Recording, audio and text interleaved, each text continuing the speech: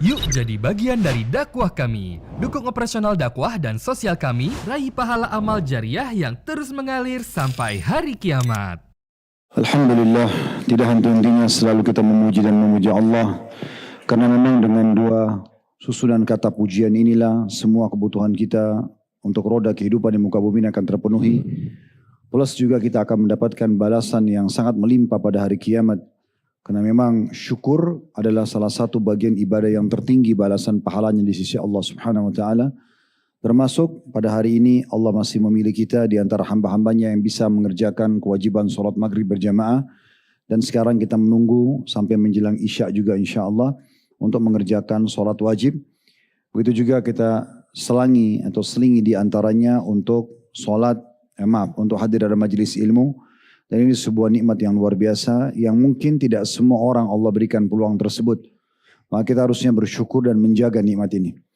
Selanjutnya kita panjatkan salam hormat kita kepada utusan Allah Nabi besar Muhammad sallallahu alaihi wa alihi wa sahbihi wasallam sebagaimana Allah telah perintahkan kita untuk mengucapkan salam hormat tersebut. Seperti biasa, saudaraku seiman, di Rabu ketiga kita akan menggunakan untuk materi inspirasi hijrah. Dan hari ini kita bersama salah satu dokter spesialis jantung ya. Beliau seperti biasa akan kita kenal lebih jauh tentang CV atau biografinya.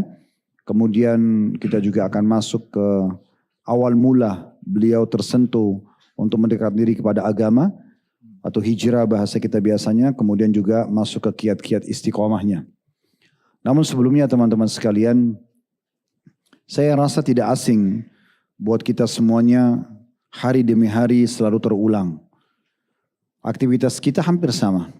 Bangun pagi, kemudian penuh dengan aktivitas kita sehari-hari. Yang melakukan kewajiban-kewajiban yang Allah bebankan dan juga sunnah, alhamdulillah itu kebaikan. Atau mungkin hal-hal mubah dalam urusan dunia, makan, bertemu dengan teman-teman. Atau beraktivitas secara umum juga kita lakukan. Tapi saya ingin mengingatkan diri saya dan juga teman-teman sekalian, semua ini akan berakhir. Kita nanti akan meninggal dunia dan kembali kepada Allah Subhanahu wa taala. Allah berfirman, "Wattaqu yawman turja'una fihi ila Allah." Bertakwalah kalian semua kepada Allah atau takut dan tunduklah kepada Allah. Perhatikan baik-baik hari di mana kalian semua dikembalikan kepada Allah. Sehebat apapun kita menjaga kesehatan kita, kita hidup di lingkungan udaranya asri, makanan kita semuanya ya berkualitas tinggi. Kita pun menjaga olahraga yang cukup. Misalnya Allah mengatakan kalau datang ajalnya maka akan diwafatkan. Fa idza jaa ajaluhum la yastakhiruna sa'atan wa la yastaqdimun. Kalau ajal sudah datang tidak akan diterlambatkan sesaat dan tidak akan dimajukan sesaat. Oleh karena itu kita harus hati-hati sekali untuk selalu mengontrol sisa umur kita ini. Umur kita sebenarnya yang sudah berlalu. Kalau orang yang ada di sini umurnya 25 tahun, 30 tahun, 40 tahun atau bahkan lebih daripada itu, itulah umur kita yang sebenarnya. Sementara ke depannya kita tidak pernah tahu berapa hari lagi, berapa jam lagi, berapa menit lagi atau berapa detik lagi kita akan hidup. Oleh karena itu hati-hati, kita harus betul-betul introspeksi diri kita masing-masing. Kalau bukan hal-hal yang baik dalam agama, jangan dikerjakan. Kalau bukan komunitas yang baik dalam pandangan agama, jangan berkumpul dengan mereka. Dan selama itu berbau pelanggaran agama, maksimalkan untuk bisa meninggalkan. Dan berlindung kepada Allah Subhanahu wa ta'ala agar kita bisa selamat dari pelanggaran-pelanggaran tersebut. Setiap orang dengan masing-masing profesinya, usahakan selalu ada hubungannya dengan agama. Saya juga memberikan masukan mungkin untuk tamu kita dan semua teman-teman muslim, dokter medis, ya, karena hari ini tamu kita adalah seorang dokter. Maka alangkah baiknya di tempat-tempat praktek Anda juga gunakan untuk berdakwah. Tidak ada salahnya Anda berkorban sedikit uang dengan menyiapkan buku-buku saku agama tentang apa saja. Masalah dahsyatnya doa, masalah keajaiban doa, masalah tata cara sholat dan wudhu serta tayamum, terutama bagi pasien yang sakit misalnya. Atau tentang ruqyah syar'iyah, banyak sekali yang bisa kita berikan dan kita bagikan cuma-cuma sebagai bentuk dakwah kita di jalan Allah Subhanahu wa taala. Semua teman-teman yang punya profesi apapun bisa menunggangi ini. Bagaimana profesi kita tunggangi untuk menyampaikan agama Allah Subhanahu wa taala. Kata Nabi SAW, "Ballighu anni walau ayah." Sampaikan dariku walaupun sebuah ayat saja. Apa saja yang kita bisa sampaikan, masalah sholat kah, masalah puasa kah, masalah apa saja. Selama kita terlintas di benak kita dan bisa kita untuk sampaikan, maka sampaikan. Kita tidak pernah tahu hidayah Allah akan datang melalui tutur kata yang mana atau potongan kisah yang mana. Tugas kita hanya menyampaikan saja, selebihnya kita serahkan kepada Allah subhanahu wa ta'ala. Baik, kita akan sapa tamu kita, fadhal. Mungkin antum perkenalkan diri dulu pada teman-teman, nama, mungkin background keluarga, asal dari kota mana, mungkin fadhal. Baik. Assalamualaikum warahmatullahi wabarakatuh. Waalaikumsalam warahmatullahi. Sebelumnya terima kasih kepada Ustadz dan tim Jazakumullah khairan atas waktunya pada malam hari ini. Masya Allah, suatu kehormatan untuk bisa berada di sini bersama Ustadz, tim dan juga Bapak Ibu semua. Mungkin memperkenalkan, nama saya Dr. Bobby Arfan Anwar. Saya merupakan seorang dokter spesialis jantung dan pembuluh darah. Dan dengan tambahan keahlian lagi, konsultan saya di bidang kardiologi intervensi, Ustadz. Mungkin mudahnya dokter jantung yang melakukan tindakan pemasangan ring jantung pada orang-orang yang mengalami serangan jantung akut. Jadi kehidupan saya sehari-hari memang menangani pasien-pasien yang serangan jantung akut, Ustadz. Dulunya asli orang Padang, Ibu semua, di Sumatera Barat. Pendidikan sempat di sini, di Jakarta, S1, spesialisasi di FK Unan, konsultan di M Jamil Padang. Sempat bekerja di Padang selama beberapa waktu, kemudian pindah di Pekanbaru saat ini, Ustadz. Dan dari awal tahun Kaderullah sudah pindah ke Depok saat ini bertugasnya. Kalau latar belakang dari keluarga semuanya alhamdulillah asli orang Minang, Ustadz, dari Sumatera Barat. Kalau sebab untuk masuk ke jurusan kedokteran awalnya seperti apa nih? Pilihan sendiri, pilihan orang tua? Oke, terus terang Ustadz, pada dulu waktu pertama kali ngambil kedokteran ya Ustadz ya, bukan dokter jantung umum, itu memang arahan dari orang tua, dari ibu. Jadi beliau adalah seorang bidan yang memang sejak mudanya sangat ingin agar salah satu dari anak-anaknya menjadi dokter. Karena pernah waktu pendidikan ibunda dulu di Semarang, beliau melihat adik-adik koas yang sangat santun, sangat baik, sangat telaten, dan berharap ada di antara anak-anaknya yang menjadi dokter, Ustadz. Dan alhamdulillah dengan motivasi itu dan doa orang tua dan juga masukan dari keluarga, anak pun memutuskan untuk mengambil kedokteran, Ustadz. Berarti pertimbangannya ibu karena melihat tadi ada akhlak dan muamalah yang baik dari teman-teman yang sedang koas. Nah, Ustadz, betul. Jadi ini mungkin salah satu, Masya Allah Ustadz, kalau Anda dengar kisah dari ibunda, dari keluarga kami itu tidak ada sebelumnya yang menjadi seorang dokter, tidak ada, Ustadz. Jadi memang pendidikan dasar dari keluarga ibu tidak ada yang pendidikan tinggi sebelumnya. Sampai beliau disekolahkan oleh salah satu anggota keluarganya untuk bidan di Semarang. Pada saat itu beliau melihat ada adik koas yang ngambil kedokteran, sangat santun, sangat baik, sangat telaten, dan beliau berdoa dalam hati. Beliau, ya Allah, semoga di antara anak-anak saya nanti ada yang menjadi dokter gitu. Dan alhamdulillah Allah mudahkan doa beliau. Berarti bukan lebih kepada ilmu kedokterannya sendiri, tapi karena tersentuh dari akhlak sebagian. Betul, gitu ya. Ustaz. Tadi akhlak dari adik-adik koas pada saat itu yang sangat berkesan bagi ibunda saya pada saat itu, Ustaz.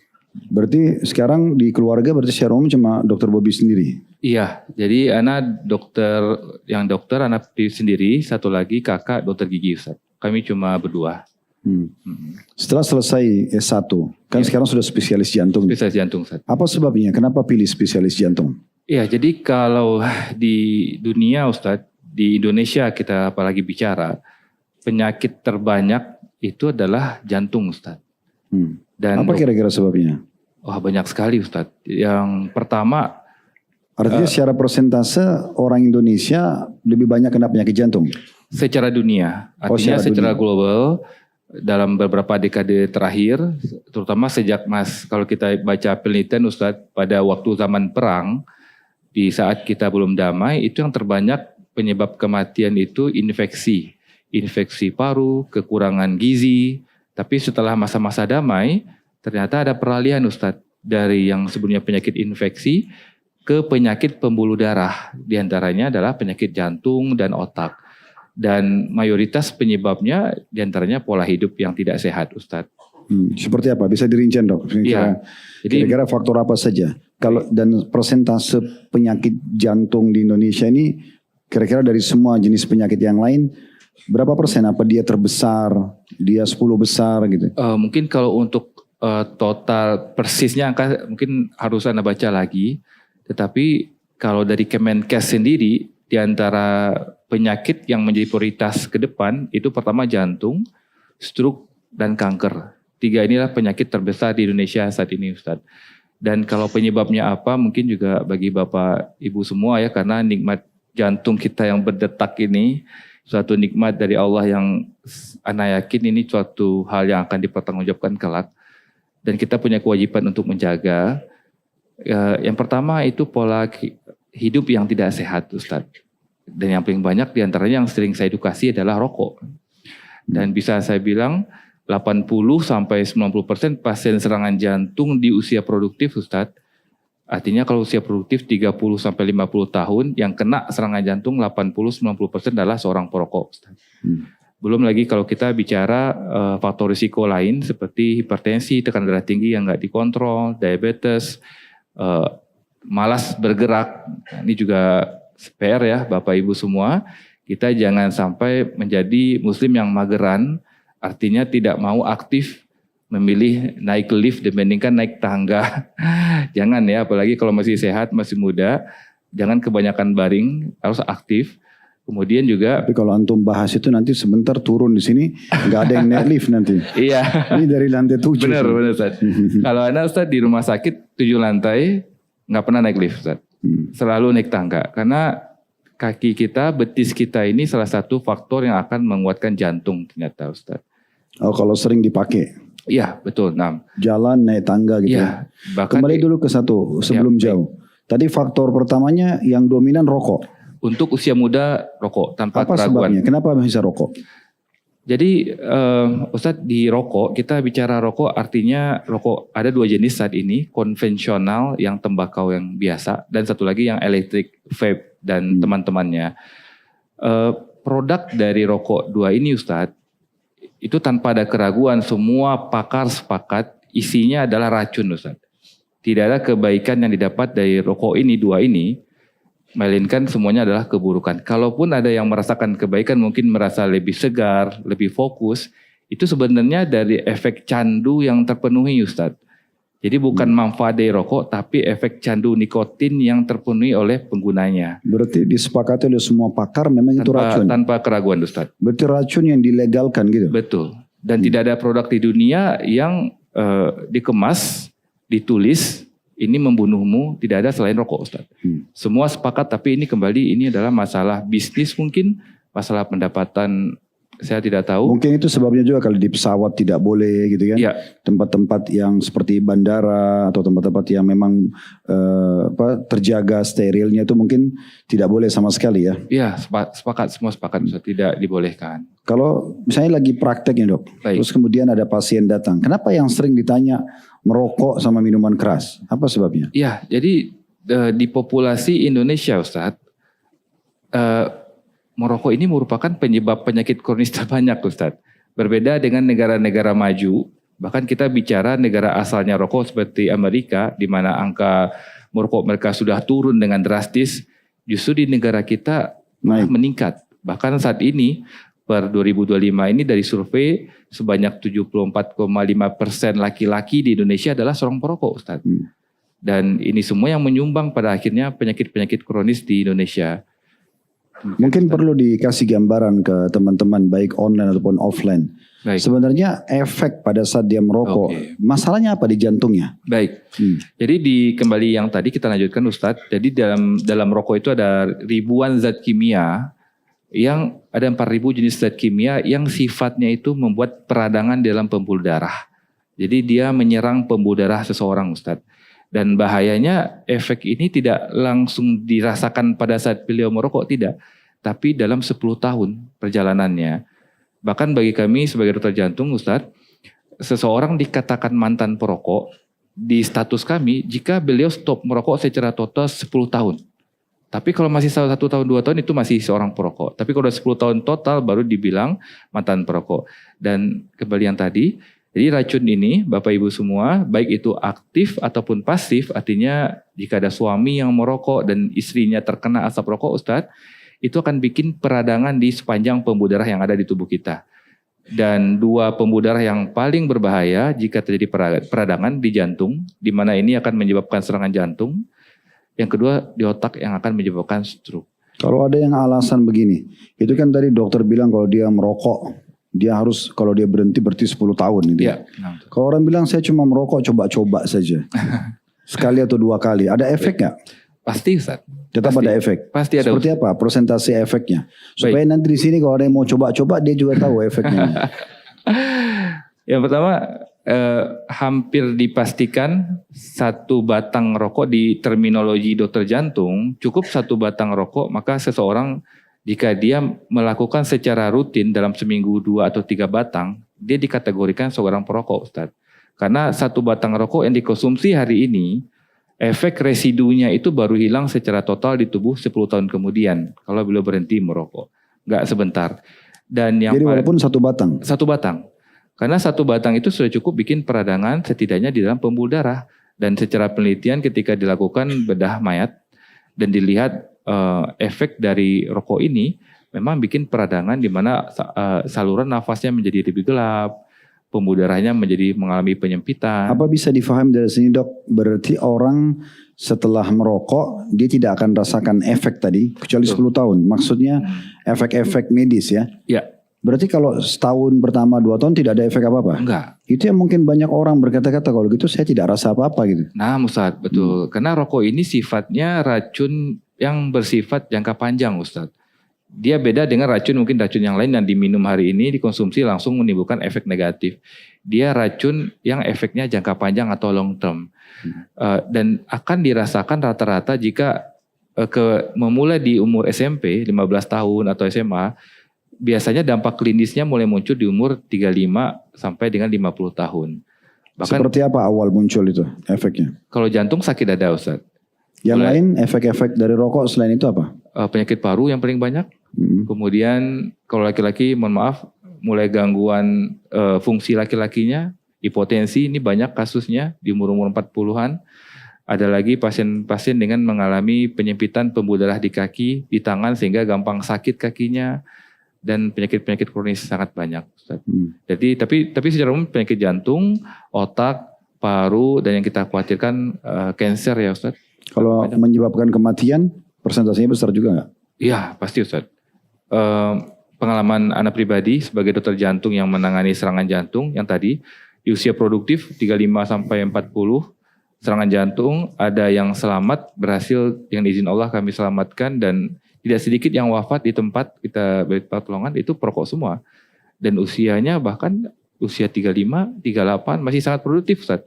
Tapi ketika dia mengalami serangan jantung yang fatal, ya di saat itu jantungnya berhenti. Dan kasusnya nggak sedikit yang seperti itu Ustaz. Tadi selain rokok, apa lagi dok tadi? Oh ya, hipertensi Ustaz, tekanan darah tinggi yang tidak dikontrol. Jadi kalau tekanan darah tinggi ada. Sebabnya darah tinggi apa? Yang paling banyak kalau di Indonesia pola makan, tinggi konsumsi tinggi garam, ya. Pola makan seperti apa dok? Coba rinciannya. Ya, mudahnya Ustaz, kalau kita biasa makan makanan yang komersil Ustaz, artinya bukan masakan yang di rumah. Artinya dimasak oleh istri kita mungkin karena pasti kualitasnya bagus. Garamnya bisa kita atur agar tidak terlalu asin. Kalau kita biasa makan makanan komersil hampir dipastikan itu makanan yang tinggi garam Ustaz.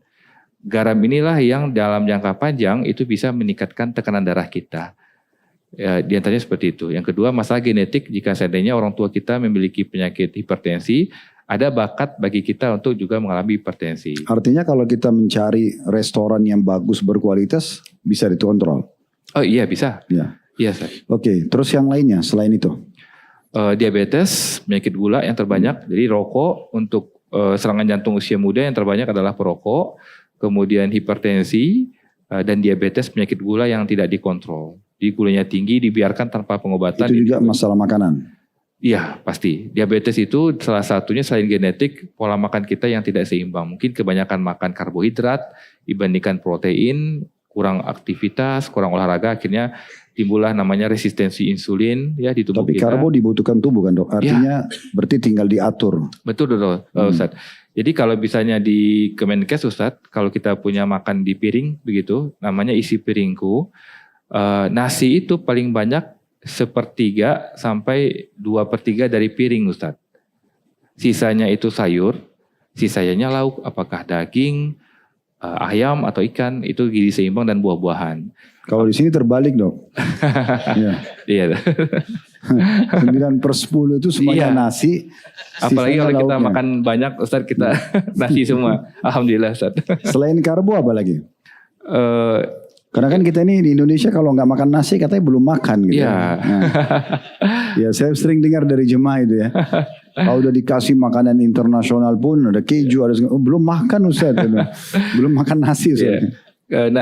Jangan salah dulu Ustaz. Jadi nasi itu salah satu ciptaan Allah Azza wa Jalla yang menyehatkan sebenarnya Ustaz. Sumber karbohidrat yang sehat. Jadi bagi kami dokter jantung aneh kalau ada orang yang bilang saya anti makan nasi. Aneh Ustaz. Karena kenyataannya nasi itu kan alami dari beras yang diciptakan Allah kemudian menjadi bahan pokok kita. Yang masalah bukan di nasinya Ustaz, tapi porsi dari nasi yang kita konsumsi per porsinya di sana. Dan tidak ada masalah kalau kita makan banyak diimbangi dengan penggunaan yang sesuai Ustaz. Misalkan kita imbangi dengan olahraga 30 menit setiap hari sehingga energi yang berlebih yang kita konsumsi dibakar untuk aktivitas, itu nggak ada masalah. Tapi kalau kita makannya banyak karbonya dan kebanyakan duduk, tidak ada aktivitas olahraga 30 menit sehari, maka dipastikan itu akan menjadi cadangan lemak, diantaranya ya di perut kita semua ya bapak-bapak semua. Perutnya menjadi buncit, jadi besar karena itu cadangan dari energi yang ditumpuk Ustaz. Kalau normalnya, sehatnya, karbo dikonsumsi sehari berapa banyak? Jadi kita hitungnya bukan karbonya Ustaz, tapi dari kalori. Iya, kalori. Itu 2000 sampai 2500 kalori per harinya. Berarti gabungan semua. Semuanya Ustaz. Tapi dari Kemenkes sudah bikin panduan karena nggak mungkin kita menghitung, kita nggak punya ilmu. Jadi kalau makan piring, karbo itu nasi diantaranya itu 1/3, maksimal 2/3 per porsi Ustaz. Kemudian ada sayur, ada lauk, ada buah. Dan lebih lanjut lagi Ustaz, mungkin tips bagi bapak-bapak semua, urutan makan yang penting Ustadz. Ini mungkin perlu dibahas. Urutan makannya mungkin kalau kita campur semua ya Ustadz ya. Tapi ternyata berdasarkan penelitian yang bagus Bapak Ibu semua, kita memulai dari sayur dulu Ustadz. Sayur dan buah. Terutama sayur-sayuran. Jadi habiskan dulu porsi sayurnya, baru kita makan karbo. Karena berdasarkan penelitian, kalau kita makan sayur duluan, maka ada serat yang masuk ke tubuh. Dan serat ini mencegah penyerapan karbohidrat yang terlalu tinggi Ustadz. Jadi gula darah kita nggak akan melonjak dengan drastis. Jadi urutan selain porsi, urutan makan juga diperhatikan. Jadi dari kalau bisa sayur, kemudian mungkin baru protein dan terakhir baru karbohidrat. Begitu. Jadi kenyang duluan ya? Iya. Kalau karbo di awal biasanya pengen nambah. Ini rata-rata kalau buka puasa nasinya langsung. Sama sih Ustaz. Selain itu dok, selain apa lagi? Apa lagi kira-kira penyebab jantung nih? Iya. Mungkin pola tidur. Iya betul. Jadi salah satu yang paling diremehkan dalam ikhtiar kita untuk sehat, kadang ada yang bilang saya jaga pola makan, saya olahraga gym, lari, tapi tidurnya berantakan Ustaz. Ini banyak banget. Bahkan ada yang menjadikan me time-nya itu di malam hari. Jadi mungkin di malam hari main gadget mungkin sampai jam 12 malam, akhirnya tidurnya jam 12 malam dan sampai subuh.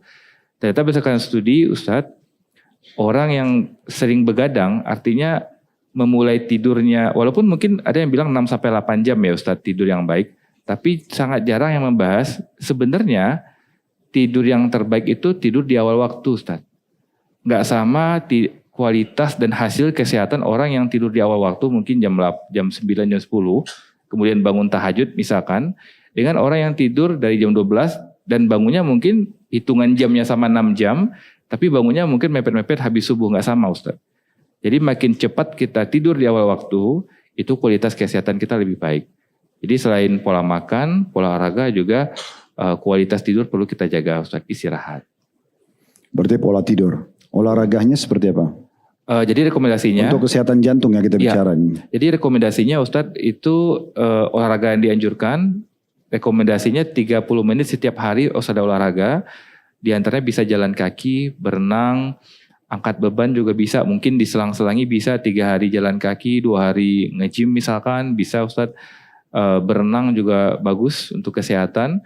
Tetapi intinya kita punya waktu 150 menit dalam seminggu untuk pola hidup yang aktif dan tentunya olahraga. Ini 150 menit seminggu itu berarti tinggal dibagi? Ya, berarti 30 menit per harinya. Kalau nggak keburu 30 menit per hari, di beberapa studi mengatakan kalaupun kita rapel di akhir minggu 2 jam olahraga rutin itu juga masih bisa mengcover. Kalau 30 menit itu dipecah-pecah gitu? Boleh Ustaz, misalnya pagi hari 15 menit, di malam hari pulang rumah. Dia akumulasi aja dalam sehari. Seperti orang jalan dari rumah ke masjid, dia sudah pulang lagi. Nah. Dan habis itu kan istirahat lagi di rumah mungkin. Habis itu datang lagi, nanti kalau duhur tutup asar lagi sama. Salah satu pola, ini Masya Allah ya Ustadz, salah satu pola hidup aktif yang ada dalam syariat agama kita ya jalan kaki masjid Ustadz. Itu harus diakui. Ketika kita jalan kaki, kita memperbanyak langkah kaki kita. Dan ini memang ada penelitiannya Bapak Ibu semua. Semakin banyak langkah harian kita Ustadz, itu jantung kita semakin sehat. Jadi cocok ketika kita jalan kaki ke masjid dengan kesehatan yang akan kita dapatkan. Bisa menjadi salah satu gaya hidup aktif. Jadi jangan sampai masjidnya mungkin 500 meter, kita jalan pakai kendaraan, jangan Ustadz. Kalau bisa jalan kaki. Nah kalau tips lagi, kalau sudah biasa jalan kaki dengan kecepatan biasa, ditingkatkan jalan cepat Ustadz. Karena jalan cepat itu juga sangat bagus untuk meningkatkan kesehatan jantung. Memang dalam Islam kita ada tawaf jalan, sa'i jalan. Masya Allah, betul. Ya, dan memang ada di musim haji juga ada jalan ke jumrah. Memang Islam penuh dengan gerak gitu ya. Masya Allah. Yes. Oke Dok, mungkin tadi itu kita masuk dalam tentang masalah spesialis antum dan mudah-mudahan teman-teman dapat informasi. Tentu kalau mau lebih jauh antum bisa membaca tentang masalah jantung ini dan juga berhubungan dengan masalah tadi sebab-sebabnya, kemudian mungkin yang sudah kita bahas juga tadi tentang masalah cara menanganinya ya. Hidup sehat, pola tidur, pola makan dan seterusnya. Sekarang Dok, setelah masuk ke spesialis ini atau antum di dunia medis ini, dari awal memang sudah dekat dengan agama atau ada waktu mulai kenal agama di saat studi atau gimana? Ya, baik, Masya Allah. Ini kalau saya ceritakan mungkin justru berbanding terbalik dengan berita akhir-akhir ini Ustadz. Kalau kita ikuti berita akhir-akhir ini, mungkin kalau kita bicara dokter, mungkin Bapak Ibu mendengar kasus-kasus yang ada Ustadz, yang negatif. Juga termasuk pendidikan dokter spesialis akhir-akhir ini, mungkin saya yakin Bapak Ibu juga mengikuti. Tetapi mungkin di sisi lain, ini kesempatan yang baik kalau saya sampaikan, banyak dokter-dokter yang justru mendapatkan dengan izin Allah tentunya Ustadz mendapatkan hidayah pada saat menjalani pendidikan dokter spesialis Ustadz. Jadi kalau mungkin untuk pemahaman Bapak Ibu semua, kalau kami sebagai dokter umum Ustadz, kalau ingin mendapatkan gelar dokter spesialis setelah lulus sebagai dokter umum mungkin 5-6 tahun, kami harus menjalani pendidikan tambahan 4-5 tahun lagi untuk mendapatkan keahlian. Kalau saya dokter spesialis jantung. Dan memang dalam masa pendidikan itu Ustadz, hidup kita hanya di rumah sakit Ustadz. Hanya di rumah sakit. Dari pagi habis subuh ke rumah sakit, visite, dan baru akan pulang di malam hari. Semuanya untuk pasien, untuk pendidikan, untuk ilmiah, kita baca jurnal. Memang kehidupannya hanya di sana Ustadz. Dan untuk saya pribadi, alhamdulillah, Allah takdirkan pendidikannya dulu di Fakultas Kedokteran Universitas Andalas di Padang. Dan di antara guru kami Ustadz, mungkin saya sebut namanya karena beliau Masya Allah jasanya sangat banyak bagi kami. Namanya Dr. Masul Syafri. Beliau guru kami dan beliau sudah ngaji. Jadi di sela-sela mingguan kami Ustadz, setiap hari Jumat beliau mengadakan program namanya Jumat Mengaji.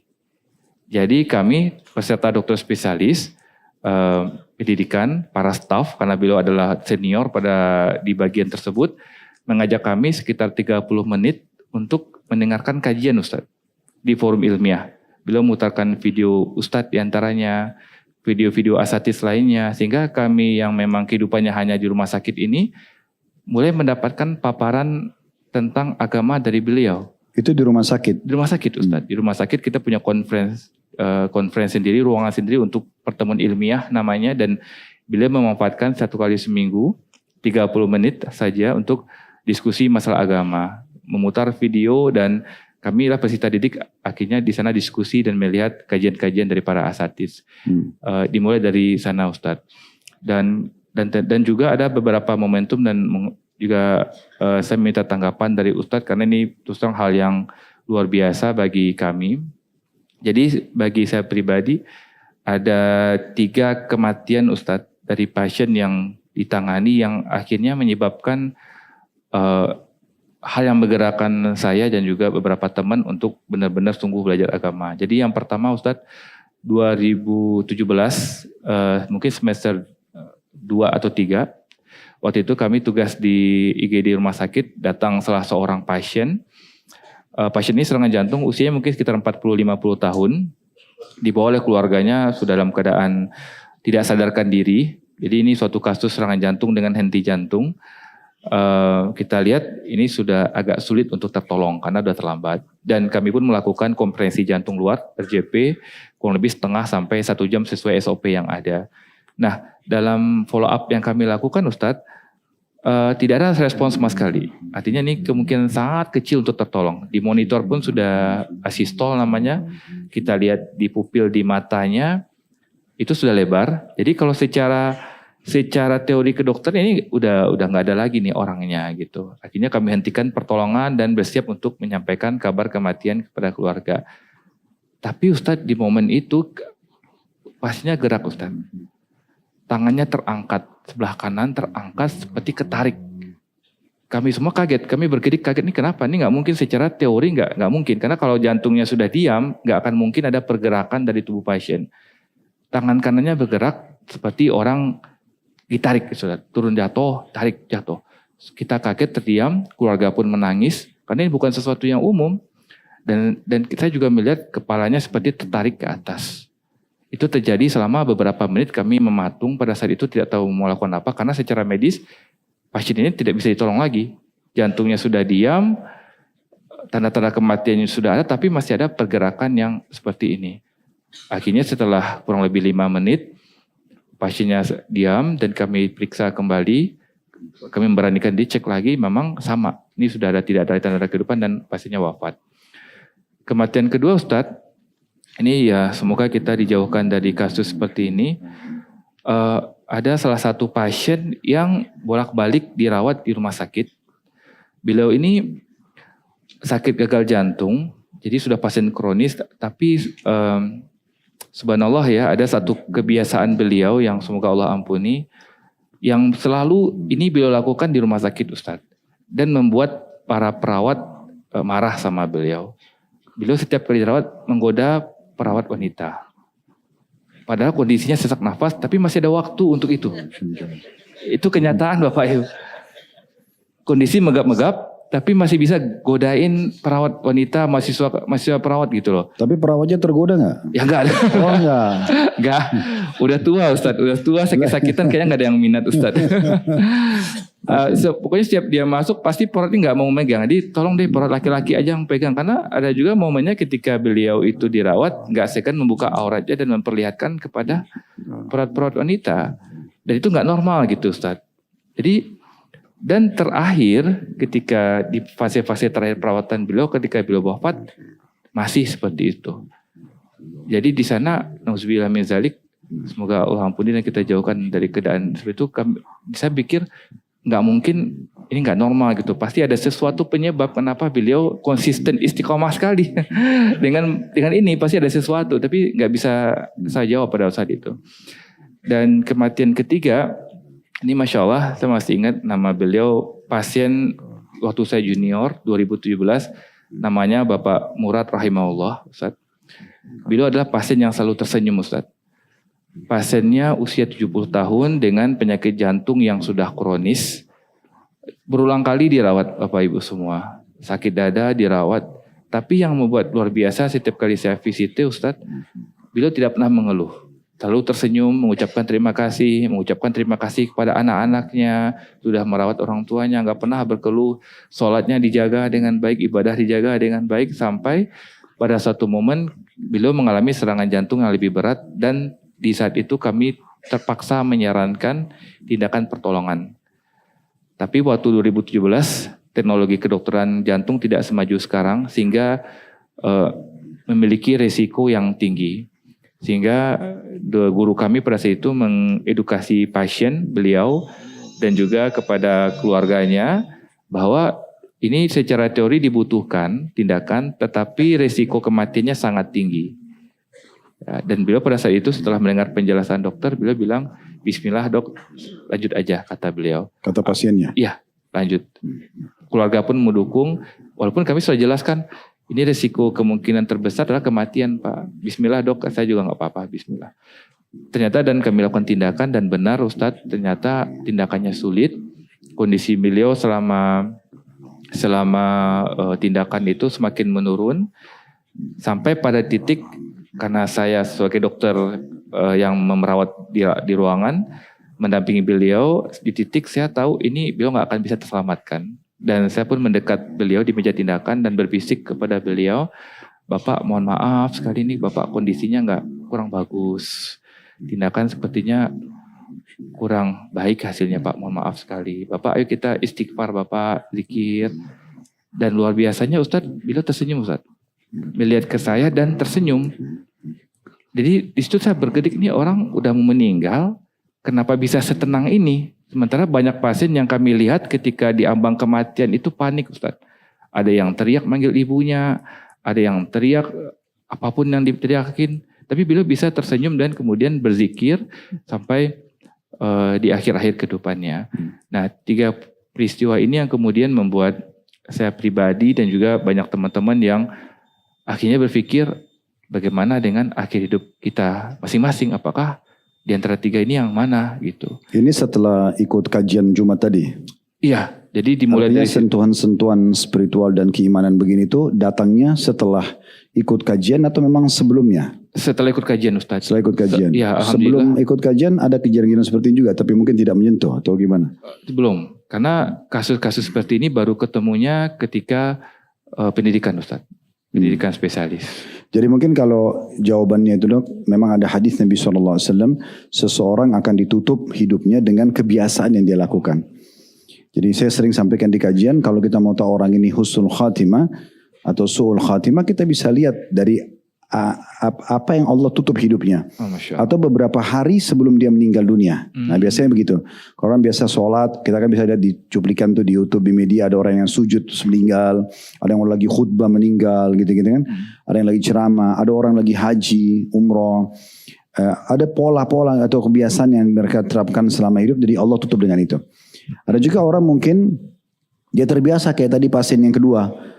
Mungkin memang itulah pola dia selama ini. Sehingga akhirnya mendekati kematian tetap aja dilakukan sama dia. Nah itu mungkin jawabannya di situ. Ada juga orang kadang-kadang dia mungkin semasa hidupnya terkenal orangnya sangat baik. Gitu kan. Mungkin begitu. Tapi ditutup oleh Allah SWT dengan kehidupan yang tidak baik. Itu mungkin karena dia cuma mengemas saja selama ini. Dia menutupi gitu kan. Seakan-akan dia itu orang soleh atau soleha dengan penampilannya. Tapi ternyata akhir hidupnya Allah buktikan. Nah, itu memang ada hadis yang berhubungan dengan masalah itu. Mungkin gini dok, yang selanjutnya kali itu kan tadi sebab hijrah ya. Kalau kita bisa simpulkan mungkin ada peran seorang dosen yang sudah lebih dulu kenal agama, kemudian dia juga ingin berbagi kepada mahasiswanya dan mahasiswinya sehingga dibuatlah di rumah sakit sementara nunggu karena tujuan jurusan spesialis itu di rumah sakit diputarkanlah kajian Jumat gitu ya. Iya, Baik, sekarang setelah antum itu tahun berapa itu? 2017 atau 2017 sekarang kan 2012 2013 Ustaz Afan. Ya berarti sudah kurang lebih 13 tahunan 13 tahun yang lalu Ustaz. Dari masa itu kemudian sampai sekarang ini apa yang antum lakukan supaya bisa tetap konsisten istiqomah dengan hasil hijrah ini? Apakah ada satu kejadian besar dalam hidup, ada penemuan kayak tadi misalnya kasus-kasus lain di rumah sakit gitu kan? Atau apalah mungkin ya? Baik, jadi Ustadz jadi bisa saya simpulkan Ustadz, bagi kami seorang dokter, kalau setelah menjadi seorang dokter itu bisa dikatakan profesinya, kalau guru-guru kami mengatakan profesi yang sunyi Ustadz. Maksudnya begini, tidak ada satupun yang tahu tujuan dari dokter ini meresepkan tindakan, apakah ini benar-benar ikhlas, tulus untuk pasien, kebaikan pasien, atau hanya sebab materi? kecuali hanya dirinya dengan Tuhan gitu, Ustaz, dengan Allah Azza wa Jalla. Dan ketika lulus sebagai seorang dokter spesialis dengan kesibukan yang luar biasa, pasti akan merasakan kekosongan di sana, Ustaz. Dan ketika saya belajar dan alhamdulillah juga mendengar kajian dari para asatidz, ini terpenuhi dengan adanya ilmu agama. Ilmu ini yang kemudian menuntun saya pribadi dan juga teman-teman yang lain, dokter-dokter yang lain untuk benar-benar amanah dalam melakukan pekerjaan. Sehingga alhamdulillah Ustadz, setelah selesai pendidikan, yang menyambung yang tadi Ustadz, kami rutin ikut kajian, alhamdulillah dari YouTube, ini juga dari YouTube juga banyak karena kami sangat sibuk di pendidikan pada saat itu. Jadi media satu-satunya yang bisa kami akses adalah di YouTube, salah satunya kajian dari Ustadz juga. Di situ kami banyak belajar dan mengenal sunnah Ustadz. Dan bagi kami metodologi dengan sunnah, dengan manhaj salaf itu sangat sesuai dengan pola kedokteran sebenarnya Ustadz. Karena ketika kita dokter melakukan pengobatan, misalnya jantung melakukan tindakan A dan B, harus berdasarkan dengan bukti ilmiah yang kuat. Dan ketika kami mengikuti kajian-kajian sunnah, alhamdulillah setiap pernyataan, setiap ilmu yang diajarkan sesuai dengan disampaikan dalil-dalil di belakangnya. Sehingga bagi kami dokter sangat-sangat mudah menerima kajian-kajian sunnah. Dan alhamdulillah Ustadz, saat ini sudah banyak komunitas dokter mengaji, itu sudah sangat banyak sekali. Dan kami sudah punya komunitas sendiri yang insya Allah saling menguatkan. Jadi mungkin bagi Bapak Ibu semua yang pesimis terhadap dunia kedokteran ya, tidak seburuk itu insya Allah. Banyak sekali ikhwan-ikhwan kita, para dokter-dokter yang saya kenal beberapa ikhwan dokter spesialis yang masya Allah soleh. Dan beliau pun berdakwah dan itu komunitasnya semakin banyak. Walaupun mungkin akhir-akhir ini Ustadz ada kasus-kasus yang mencoreng nama baik kedokteran, tapi dengan adanya kajian-kajian ilmu agama ini saya yakin ini akan membuat dunia kedokteran lebih bermanfaat bagi masyarakat Ustadz. Artinya kiat istiqomahnya tadi mendengarkan kajian-kajian. Nah, Ustadz. Ya, menyibukkan diri untuk itu. Waktu dosen tadi mengadakan kajian Jumat, gitu, ya. Secara persentase dokter-dokter spesialis itu yang jadi mahasiswa semuanya ikut atau semuanya, sebagian persentasenya? Oke. Jadi karena beliau adalah seorang guru besar, pengaruhnya sangat kuat. Semuanya harus ikut Ustadz waktu itu. Beliau punya pengaruh. Oh, diwajibkan ikut. Iya, beliau punya kekuatan, pengaruh dan beliau gunakan untuk berdakwah pada saat itu. Dengan cara yang lembut tentunya Ustadz. Apa semua mahasiswa dan mahasiswa itu memang mendapatkan manfaat dari kajian tersebut? Iya. Kan ini kajiannya cuma online kan? Iya. Dan beberapa kali beliau juga mengundang Ustadz di Kota Padang untuk datang ke forum kami dan memberikan pengajian setiap sekali sebulan setidaknya Ustadz datang dan memberikan kajian dan kemudian ada tanya jawab di sana. Oh, Masya Allah. Dengan Ustadz Elvi Syam di Kota Padang, Ustadz. Insya Allah. Hafizahullah. Baik, jazakallah khair. Baik. Mungkin kalau ada pertanyaan masuk dari teman-teman silakan bisa dibacakan. Ini kebetulan yang baca dari Padang juga nih. Oh iya, udah kenalan tadi Ustadz. Oke, bismillah. Assalamualaikum. Pertanyaan pertama untuk Dr. Bobby. Assalamualaikum warahmatullahi wabarakatuh. Dokter, saya pernah mendengar bahwa vape itu lebih berbahaya daripada rokok konvensional. Apakah ini ada alasannya dan bagaimana penjelasannya? Terima kasih. Baik, langsung jawab Ustadz. Ya, silakan. Baik. Ya, jadi Bapak Ibu semua dan juga teman-teman semua, ini salah satu pesan yang ingin saya sampaikan kepada teman-teman. Tubuh kita, paru-paru kita, saya bisa yakinkan teman-teman semua diciptakan oleh Allah Azza wa Jalla itu hanya untuk saluran pernafasan kita ini diperuntukkan hanya untuk udara bersih, bukan untuk yang lain. Dan ketika ini digunakan untuk yang lain, zat yang asing dan bukan obat, maka hampir dipastikan apapun itu pasti akan menyebabkan gangguan kesehatan. Rokok konvensional, rokok biasa itu sudah sangat kuat ya bukti-buktinya untuk kesehatan kita sangat buruk. Dan saat ini vape atau rokok elektrik ini produk yang baru Ustadz, mungkin masih 10 tahunan ini. Dulu pada awal-awal dibuat sempat diyakini sebagai alternatif yang aman bagi rokok konvensional. Dibilang sebagai alternatif yang aman. Akan tetapi setelah 10 tahun kami teliti dan sudah makin banyak jurnal-jurnal penelitian yang ada, ternyata ditemukan bahwa tidak kalah berbahaya antara vape dengan rokok konvensional. Bedanya hanya vape ini karena produk baru, penelitiannya tidak sebanyak rokok yang konvensional, Ustadz.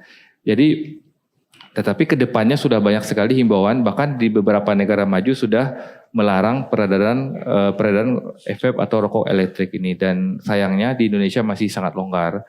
Jadi baik rokok konvensional dan elektrik atau vape itu sama-sama berbahaya dan hampir dipastikan akan menyebabkan gangguan kesehatan di kemudian hari dalam jangka yang panjang. Oke, pertanyaan selanjutnya untuk Ustadz. Assalamualaikum Ustadz, semoga selalu diberikan lindungan oleh Allah. Ustadz, saya memiliki keluarga yang masih merokok, terutama ayah. Bagaimana cara mengingatkan agar saya tidak durhaka untuk mengingatkan ayah saya agar berhenti merokok dengan baik?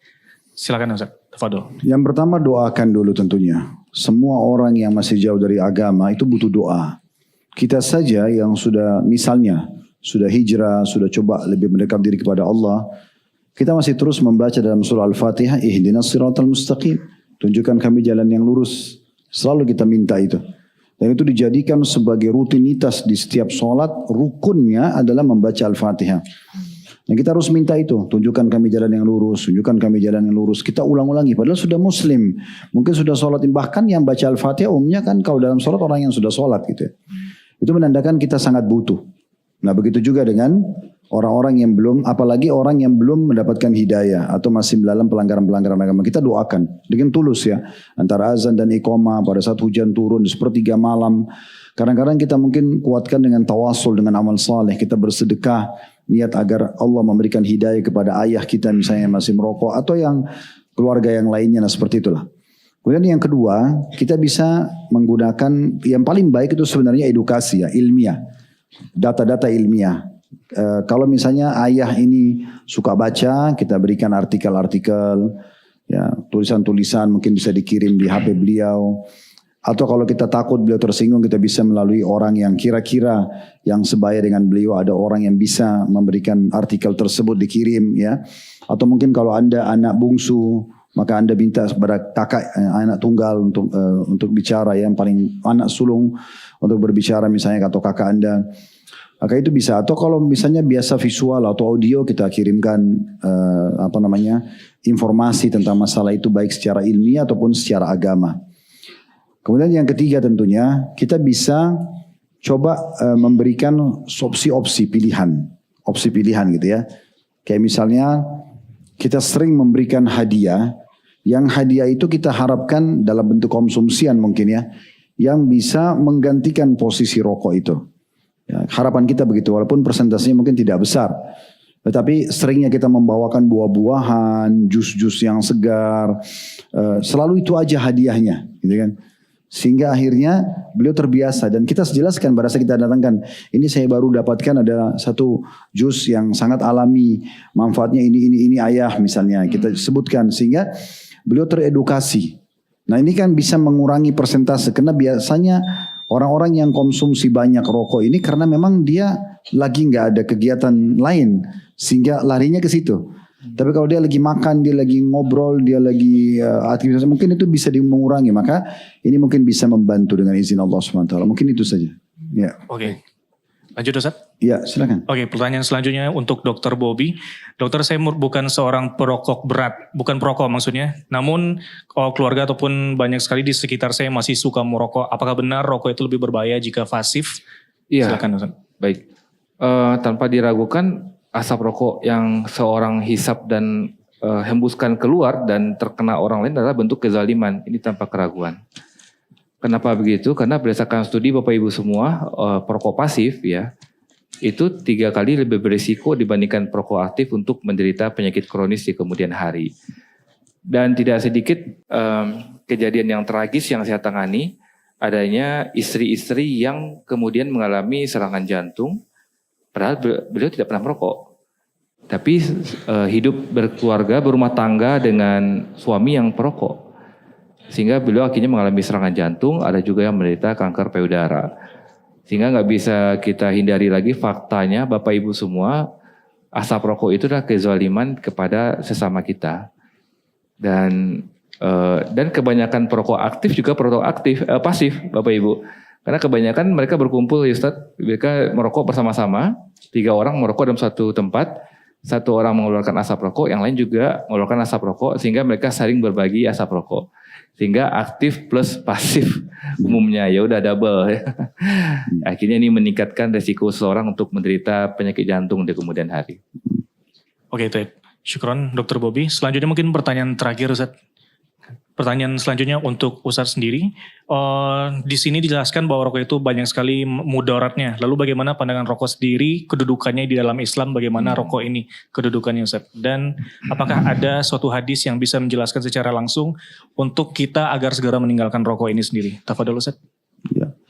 Kalau saya termasuk orang yang berpegang pendapat tentang keharamannya, ya, dan itu mayoritas ulama berpegang pada pendapat itu. Memang rokok di masa Nabi Muhammad SAW tidak ada. Karena baru muncul gitu kan. Lalu bagaimana kita atau ulama mengeluarkan sebuah hukum berhubungan dengan hal-hal yang belum ada di masa Nabi. Kalau makanan sama minuman, umumnya sih mereka berpegang pada dalil masalah khamr. Allah SWT berfirman tentang khamr, yasalunaka 'anil khamri wal maisir, qul fihima ithmun kabirun wa manafi'u lin-nas wa ithmuhuma akbar min naf'ihima. Dalam surah Al-Ma'idah. Artinya ditanyakan kepada Muhammad tentang khamar dan juga judi. Katakan pada keduanya ada manfaat bagi manusia dan juga ada dosanya. Tetapi mudaratnya atau dosanya lebih besar daripada manfaatnya. Potongan yang akhir tadi kita baca ayat ini, bahwasanya mudaratnya lebih besar daripada manfaatnya dijadikan sebagai sebuah kaidah. Segala sesuatu yang dikonsumsi ternyata efek sampingnya lebih besar daripada manfaatnya. Misal persentase efek sampingnya itu 50% ke atas, 60, 70, 80% misalnya. Yang efek positifnya ini cuman 10%, 20%, maka tetap masuk dalam kategori ini. Masuk dalam kategori ini. Nah ini tentu poin yang dijadikan sebagai dalil. Begitu juga dengan cukup banyak ulama mengangkat ayat Al-Quran juga bahwasanya Allah menghalalkan bagi kalian yang baik-baik, thayyibat, dan Allah mengharamkan khaba'ith atau hal-hal yang buruk gitu ya. Maka ulama mengatakan tidak diragukan lagi rokok masuk dalam kategori khaba'ith, hal-hal yang buruk. Karena tadi kita sudah dengar dari Dr. Bobby dan juga teman-teman medis internasional itu sudah membahasnya. Terbukti hampir seluruh dunia pasti pemerintah mereka mengeluarkan instruksi agar rokok-rokok itu ditulis peringatan-peringatan besar. Perokok juga tidak boleh melakukannya tadi di pesawat, tidak boleh melakukannya di bandara. Kalaupun ada, paling disiapkan tempat khusus buat mereka. Ya udah, mau mati sekalian sama-sama di sana gitu ya. Jadi jangan bagi-bagi untuk orang. Karena tadi sudah dengar perokok pasif kan masalah juga. Kita nggak merokok tapi kita menghirup kan itu jadi masalah. Itu contoh-contohnya. Ini pernah saya ceritakan, ada seorang guru SD di Jeddah, dia perokok berat. Dia masuk ke majelis seorang syekh dekat rumah dia, kebetulan lagi isi pengajian. Menjelaskan tentang ayat Al-Quran tadi. Allah menghalalkan thayyibat dan Allah mengharamkan khaba'ith. Salah satu contohnya beliau kasih contoh rokok. Maka guru itu protes, dia bilang, Syekh, Anda mengatakan rokok itu masuk dalam khaba'ith, hal yang buruk. Tapi saya tidak melihat buruk. Saya sudah sekian lama merokok, tapi saya nggak apa-apa, nggak sakit, nggak apa segala macam gitu ya. Dia puji-pujilah diri dia tetap sehat, tidak sakit, tidak pernah masuk rumah sakit. Kata syekhnya setelah dia selesai jelaskan argumentasinya, apa Anda kalau tadi saya dengar Anda menganggap itu rokok baik, thayyibat berarti, bukan khaba'ith. Karena pilihannya cuma thayyibat, baik-baik, bagus atau buruk kan gitu. Dalam Al-Quran gitu. Anda seakan-akan sekarang mengemas, tadi saya bilang itu khaba'ith, buruk. Anda mengatakan ini thayyibat, baik. Kalau Anda menganggap itu baik, karena tadi dianggap tidak ada efek negatifnya segala macam, saran saya, sebentar Anda pulang, beli rokok yang banyak, bagi-bagi. Kasih istri, kasih anak, merokok rame-rame. Gitu. Kata syekhnya. Maka untungnya dengan akal sehatnya guru ini, karena dia guru, dia mengajar, mungkin dia bisa tangkap positifnya. Dia sudah kalau gitu saya tahu syekh, kenapa jadi haram. Karena kalau baik bagi-bagi aja. Sekalian anak-anak kita merokok sama-sama di rumah, ngepul aja semuanya gitu kan. Ya, jadi memang arahnya ke sana. Belum lagi efek-efek yang lain ya. Ini yang saya pernah berbagi dan ini pengalaman gitu. Saya pernah meruqyah seseorang keluarga. Dia kena sihir. Lagi ngeruqyah ini sudah teriak-teriak setannya dulu. Ampun gini, kapok-kapok gitu ya. Terus tiba-tiba waktu saya lagi ngeruqyah gitu, ada satu keluarga lain yang tinggal satu rumah, itu perokok kebetulan. Dia lewat di sebelah situ. Cuma lewat di sebelah saya kebetulan. Duduk juga di situ. Mungkin dia mau dengar ayat ruqyah itu. Tiba-tiba orang yang kesurupan ini balik ke dia lalu dia mengatakan kawan. Ini wallah ini demi Allah depan mata saya sendiri. Dia tunjuk kawan karena sama baunya mungkin. Ya ini yang merokok jangan tersinggung karena ini pengalaman. Lah iya. Belum lagi coba lihat orang kalau semedi, orang kalau apalah ya. Iya sesajen pasti ada 2 bungkus rokok tuh biasanya. Kenapa rokok? Kenapa enggak ayam saja? Kenapa harus ada rokoknya? Rupanya jinnya suka rokok.